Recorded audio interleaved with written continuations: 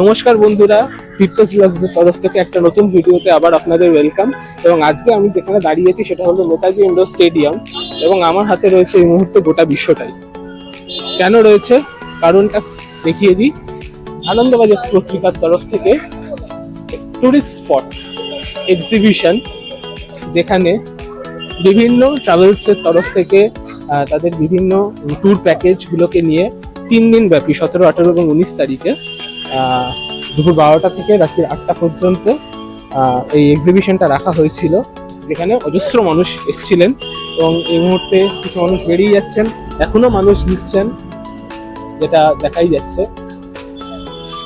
এবং আমার দুই হাতে একেবারে বাজার করার মতো লিফলেট আমি সংগ্রহ করে নিয়েছি, যাতে আমিও উপকৃত হতে পারি ভবিষ্যতে ঘুরতে যাওয়ার জন্য, এবং আপনাদেরও কিছু উপকার দিতে পারি। এবং আমি যেগুলো দেখবো যে খুবই বেনিফিশিয়াল, যাতে আমরা মধ্যবিত্ত বাঙালিরাও যেতে পারি এবং যারা ধনী ব্যক্তি আছে তারাও যেতে পারেন, সেগুলো আমি ভবিষ্যতে আমার ইনস্টাগ্রাম চ্যানেল থেকে দেবো এবং আমার ইউটিউব চ্যানেল থেকেও সেগুলোকে আমি আপনাদের কাছে শেয়ার করব। এবং এইটাই বলবো যে ভ্রমণ পিপাসু বাঙালি, এই কথাটা খুব খাঁটি কথা। কারণ ভেতরে যে পরিমাণে ভিড় ছিল আজকে রবিবার, সেটা হয়তো অনেকেই মানবেন, কিন্তু অন্য দিনও যে পরিমাণ ভিড় ছিল সেটা কিন্তু দেখার মতো। যাকে বলে, সেলিব্রিটিসদেরও দেখতে এসছেন লোকে, কিন্তু সেলিব্রিটিদের উপেক্ষা করেই মানুষ শুধু স্টলে পড়ে আছেন। কেউ চাইছেন কেনিয়া মাসাই মারা, আবার কেউ চাইছেন কৈলাস দেখতে, কেউ চাইছেন কেদারনাথ। তো সব দিকেই মানুষের একটা লোক।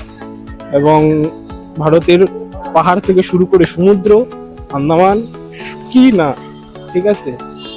তো আপনাদের কোন জায়গাটা যাওয়ার পরবর্তীকালে ইচ্ছে আছে সেটা আমাকে অবশ্যই জানাবেন আমার কমেন্ট বক্সে।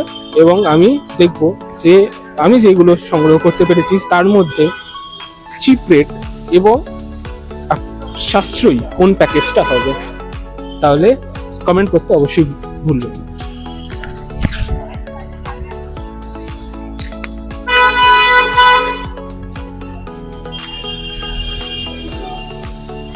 লাইক আর কমেন্ট করতে ভুলবেন না, শেয়ার করে দিন ভিডিওটা।